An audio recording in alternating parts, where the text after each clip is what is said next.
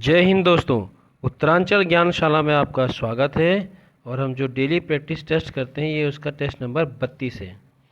देखिए, आप लोगों की प्रतिक्रिया बहुत कम आती है और लोग बहुत कम देख रहे हैं, इसलिए मेरा थोड़ा सा मन जो है, मेरा मनोबल जो है कम हो जाता है कि यार मैं बनाऊं तो किसके लिए बनाऊं। फिर सोचता हूं कि यार कम से कम 8, 13, 25, 14 जितने भी व्यूज़ होते हैं इतने लोग तो देख ही रहे हैं। लेकिन मेहनत इसके पीछे बहुत लगती है। मतलब मेहनत क्या लगती है पढ़ने में, तो उतनी मेहनत नहीं लगती है। पढ़ना तो सरल काम है कि चीज़ों को पढ़ना है, समझना है। वहाँ से निकालना थोड़ा मेहनत का काम होता है। बहुत सारे पेपरों का अध्ययन करना बहुत मेहनत का काम होता है। यूँ समझ लीजिए कि मैंने सेंट्रल लेवल के जितने पेपर होते हैं सब, और सभी राज्यों के, जिसमें आपका दिल्ली, हरियाणा, यूपी, उत्तराखंड, एमपी, राजस्थान, छत्तीसगढ़ और हिमाचल प्रदेश, वेस्ट बंगाल, उड़ीसा, महाराष्ट्र, गुजरात इतने इतने राज्यों के जो मैंने पेपर खंगाले हुए हैं, जिनमें उनके पीसीएस हैं, उनके जो पुलिस भर्ती होती है और कोई अन्य भर्तियां होती हैं उसके पेपर हैं। तो वो सब पेपर खंगाले हैं, प्लस जो सेंट्रल के पेपर होते हैं उसमें यूपीएससी के पेपर, चाहे वो सीडीएस हो, सीएपीएफ हो, इंजीनियरिंग एग्ज़ाम हो, या फिर एसएससी लेवल के पेपर, या फिर बैंक के, इंटेलिजेंस ब्यूरो के, और जो अलग कुछ पेपर होते हैं जैसे डिफेंस वगैरह के कुछ हो गए, तो वो पेपरों को खंगालने के बाद मुझे कुछ क्वेश्चन ऐसे लगते हैं जो बहुत इंपॉर्टेंट हैं, जैसे हमारी आपकी किताबों में नहीं है। प्लस जो मैं एक्स्ट्रा किताबें पढ़ता हूँ, मैगजीन्स पढ़ता हूँ, इसमें सरकारी डेटा पढ़ता हूँ, सरकारी रिपोर्टें पढ़ता हूँ, या योजना कुरुक्षेत्र, या फिर आपकी जो करंट की चीज़ें होती हैं पीआईबी वगैरह, वहाँ से जो प्रश्न बनते हैं, और जो मैं जैसे कोई स्पेशल किताबें हैं, मॉडर्न इंडिया पे है, या पॉलिटी पे है, या फिर आपका करंट अफेयर्स है, या फिर आपका ज्योग्राफी पे कोई चीज़ है, या एनसीईआरटी है पुरानी नई, तमिलनाडु की, एनआईओएस की, तो वहाँ से जब मुझे पढ़ते हुए कोई चीज़ मिलती है तो उससे मैं प्रश्न बनाता हूँ। और कुछ प्रश्न बेसिक होते हैं ताकि वो रिवीजन होते रहें। तो ये सब करने में मेहनत लगती है। फिर इसको पीडीएफ के रूप में बनाना है, टाइप करना है, सेटिंग करनी है, आपके सामने प्रॉपर लेके आना है। इस सब में मेहनत लगती है। ये सब मेहनत के बाद कुछ नहीं मिलता। कम से कम व्यूज़ अच्छे हों, लोग ज़्यादा जुड़ें, तो फिर मन भी करता है। देखिए, आपके पास बहुत सारे टेस्ट सीरीज़ आप लोग देख रहे होंगे, आप कहीं ना कहीं कोचिंग से जुड़े होंगे। इतना तो मैं आपको बता दूं, मैंने भी बहुत सारे यूट्यूब चैनल वालों के टेस्ट देखे हैं। और आप खुद देखिए, मैं कुछ नहीं कहूँगा, आप खुद देखिए उनके क्वेश्चन, मेरे क्वेश्चनों का पैटर्न, एक सिस्टम, एक जो सिस्टमेटिक, अगर आप नियमित रूप से फॉलो कर रहे हैं, ये 32, अब 1 से लेकर 32 लगातार फॉलो कर रहे हैं, तो ये सिस्टमेटिक पैटर्न आप देखिएगा। और बाकी उत्तराखंड से रिलेटेड और मैं डालता रहता हूँ, बाकी तो अभी मैंने कम कर दिया, 2 ही चीज़ मैं डाल रहा हूँ। उत्तराखंड वाले बच्चों के लिए उत्तराखंड से संबंधित कोई टॉपिक, उस पर शॉर्ट ट्रिक, और ये जो डेली प्रैक्टिस क्वेश्चन है जिसमें जीके प्लस उत्तराखंड दोनों है। इसमें जो एसएससी वाले बच्चे हैं, खासतौर पर जिनका आगामी एग्ज़ाम है, उनको बहुत फ़ायदा होने वाला है। तो आप लोग इसको ज़रूर देखिए। ठीक है, चलिए शुरू करते हैं। ये आपके सामने ये एसएससी, रेलवे हो, आईबी हो, यूकेपीएससी, यूपी के एग्ज़ाम हो, सीडीएस, सीपीएफ, सब में आपके वन डे वाले जो एमसीक्यूज़ होते हैं उनमें आपके काम आएगा। कहीं पर आपको एलिमिनेट करने का काम आएगा, और कहीं पर कुछ करंट अफेयर तो इसमें है ही। तो आपका पहला प्रश्न है, किस संविधान संशोधन द्वारा प्रिवी पर्स को समाप्त कर दिया गया था? बहुत महत्वपूर्ण क्वेश्चन है, शायद आप लोग पढ़ते हो ना पढ़ते हो मुझे नहीं पता। तो ये है आपका 26वां संविधान संशोधन 1971।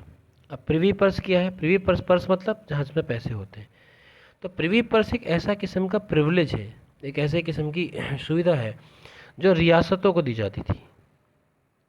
तो जब भारत आज़ाद हो गया, जब ये रियासतों का विलय करने की बात आई, तो जब मैं आपका, जैसे आप है, आपका कोई क्षेत्र है, उसमें आप राजा हो, अब मैं आपका क्षेत्र का अधिग्रहण कर लूँगा, तो आपका तो इनकम का स्रोत, आय का स्रोत, आपका तो अस्तित्व समाप्त जैसा हो गया किस्म से।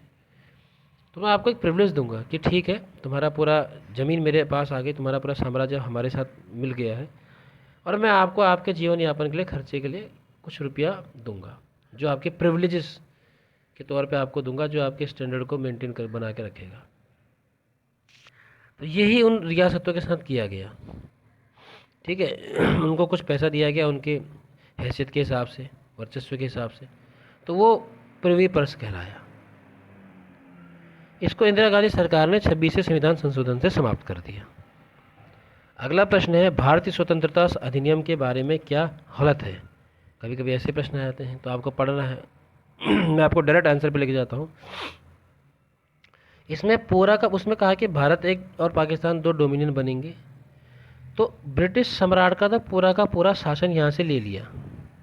ब्रिटिश सम्राट का पूरा शासन ले लिया गया, तो इनको जो वीटो की शक्ति है वो बरकरार नहीं रखेगी, पूरा पूरा निपटा दिया इनके हाथ से। सिर्फ एक गवर्नर जनरल भेजा इन्होंने माउंटबेटन, जो भारत को उसके हाथ में समाप्त सौंप के वापस आ जाए, ताकि दुनिया कल को थू थू भी ना करे। इसलिए गवर्नर जनरल की जो वीटो शक्ति है उसको बनाए रखा गया। ये आपका सही है, लेकिन ये आपका गलत है।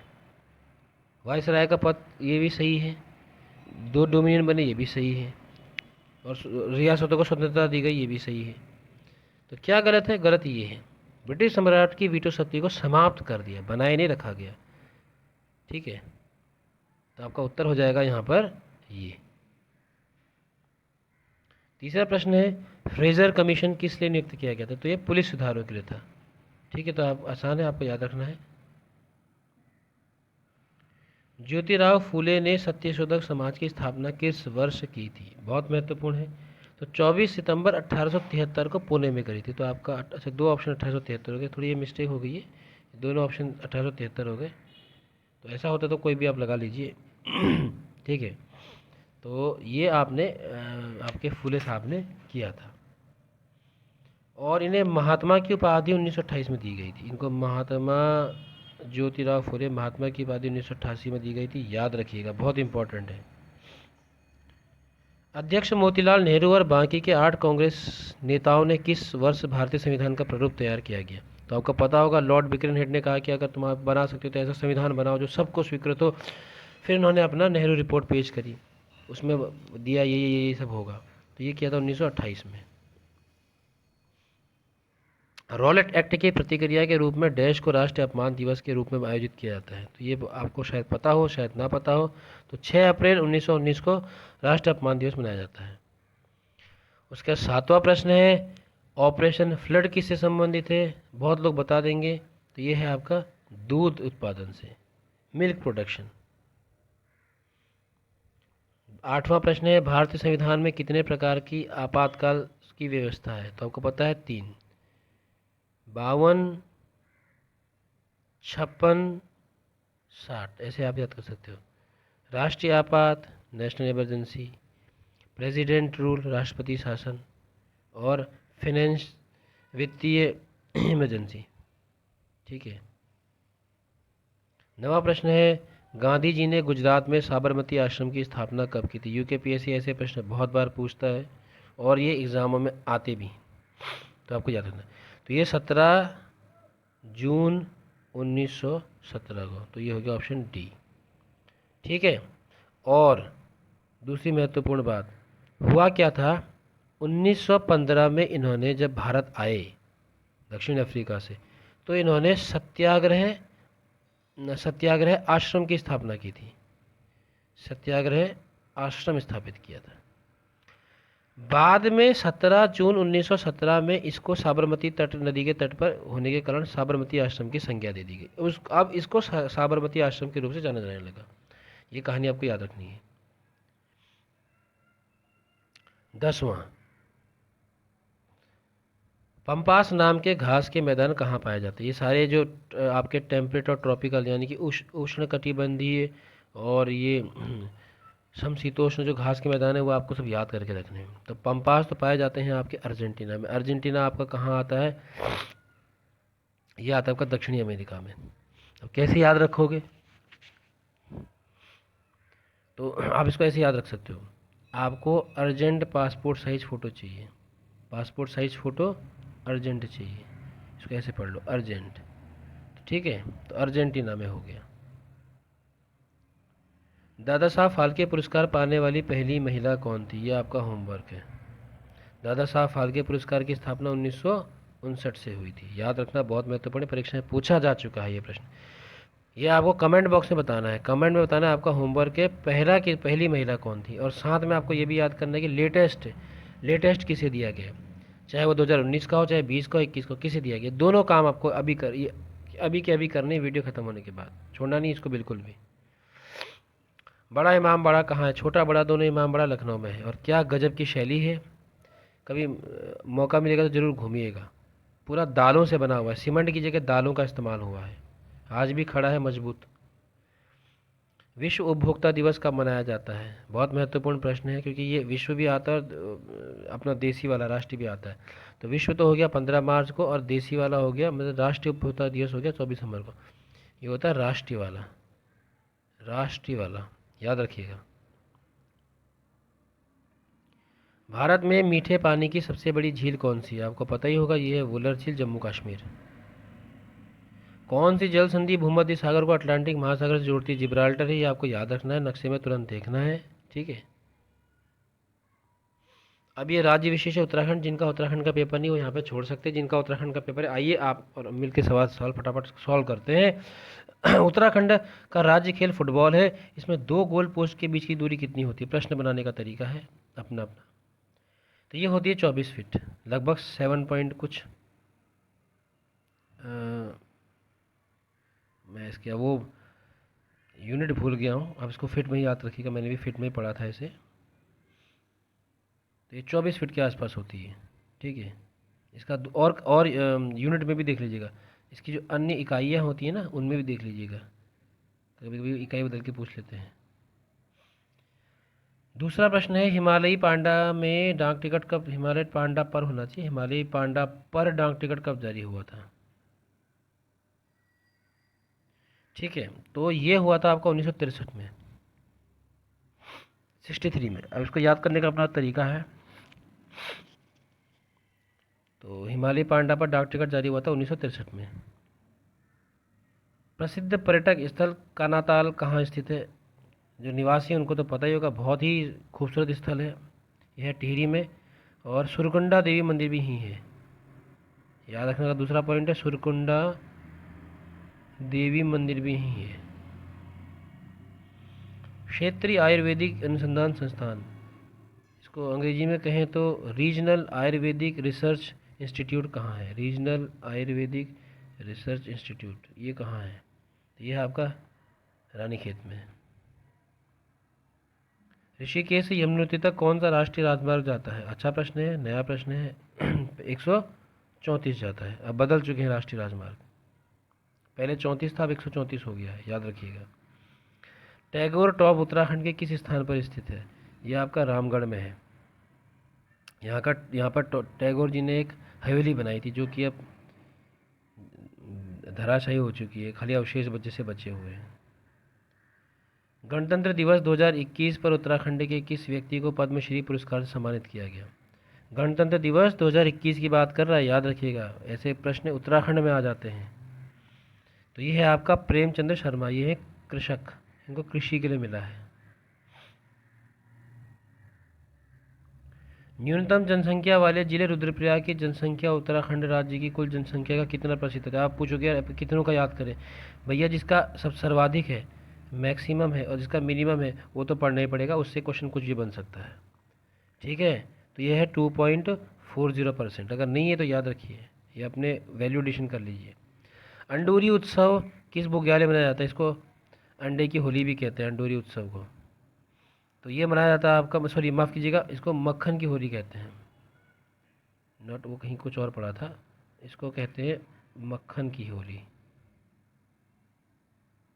ये कोविड की वजह से बंद था, फिर शुरू हो गया, इसलिए समाचारों में था, इसलिए महत्वपूर्ण भी हो जाता है। और ये है आपके फेमस दयारा बुग्याल में। दयारा बुग्याल कहाँ है आपको कमेंट में बताना है। सुप्रसिद्ध केदार ताल का ट्रैक रूट निम्न में से किस स्थान से शुरू होता है? फिर एक महत्वपूर्ण प्रश्न है, अति महत्वपूर्ण, ऐसे प्रश्न भी बन जाते हैं, या आपको कोई कोचिंग वाले नहीं बना के देंगे ऐसे क्वेश्चन, क्योंकि उत्तराखंड के क्वेश्चन पे भी मैं रिसर्च करता हूँ कि और क्या बन सकता है। इस टाइप के क्वेश्चंस आपको कोई बना के नहीं देगा, आपको सिर्फ परीक्षावाणी तक का सब सीमित रखते हैं, बस वही परीक्षावाणी रटाते हैं, ठीक है वो रटिए, मैं उसको भी कवर करता हूँ ताकि आपका बेसिक ना छूटे, लेकिन साथ में और डायमेंशंस क्या हो सकते हैं वो आपको उत्तरांचल ज्ञानशाला पे मिलेंगे। इसलिए देखिए, शेयर कीजिए। 20-15 व्यू से मज़ा नहीं आता है, तो प्रोत्साहन भी नहीं मिलता है। मेहनत का कुछ तो मिलना चाहिए, तो कम से कम आप लोग फ़ायदा तो उठाइए। ठीक है, तो ये होता है, गंगोत्री से शुरू होता है, केदार खड़क भोज खड़क होते हुए फिर ये यात्रा आपकी केदार ताल पहुंचती है। बहुत ही सुंदर ताल है, शुद्ध पानी का। कांग्रेस के कलकत्ता अधिवेशन 1886 में राज्य में से कौन उपस्थित हुए थे? ये आपको आता ही होगा, आप लोग सब पढ़ते हैं उत्तराखंड। तो ज्वालादत्त जोशी, ये आपका रिवीजन है। क्वेश्चंस का अपना एक तरीका होता है रिवीजन करने का। जब आपको कोई क्वेश्चन ना आए तो उससे संबंधित मैटर को, कंटेंट को दोबारा पढ़ लीजिए। समय लगेगा लेकिन बहुत अच्छा होता है वो। किसे कुमाऊं का मोहम्मद तुगलक कहा जाता है? तो यह है देवी चंद को। वर्ष 2021 में त्रिवेंद्र सिंह किस घाटी में पहुंचने वाले पहले सीएम बने? यह है आपका निजमुला घाटी। ये कहाँ है? चमोली में। सुदूर घाटी है, सुदूर क्षेत्र है, याद रखिएगा। अति इंपॉर्टेंट क्वेश्चन, ये क्वेश्चन आपको शायद कोई दे। 14 प्रश्न है, टिहरी रियासत का पहला भू बंदोबस्त कब हुआ था? बहुत महत्वपूर्ण है, याद करना है। सुदर्शन शाह के समय, सुदर्शन सुदर्शन चाचा ने 1823 में किया था। ठीक है। उत्तराखंड में गृह आवास योजना, होम स्टे योजना कब प्रारंभ हुई थी? बहुत महत्वपूर्ण है, 2018 में हुई थी, त्रिवेंद्र सिंह रावत जी के शासनकाल में। ठीक है, तो आज के इतने ही प्रश्न। आप इनको पढ़िए, शेयर कीजिए। कोई डाउट है तो टेलीग्राम चैनल में पूछिए, पढ़ाई से संबंधित। अगर आप किसी और एग्ज़ाम की तैयारी भी करें उत्तराखंड के साथ साथ, तो भी आप पूछ सकते हैं, क्योंकि मैं सिर्फ उत्तराखंड तक सीमित नहीं हूँ। मैं केंद्र और अन्य राज्यों की से भी वाकिफ़ हूँ, उसका भी अनुभव है। तो आप पूछ सकते हैं, शेयर कर सकते हैं, कमेंट में डाल सकते हैं। टेलीग्राम चैनल है उत्तरांचल ज्ञानशाला, जिसका लिंक शुरुआत में दिया है, वहाँ से आप वहाँ जुड़ सकते हैं।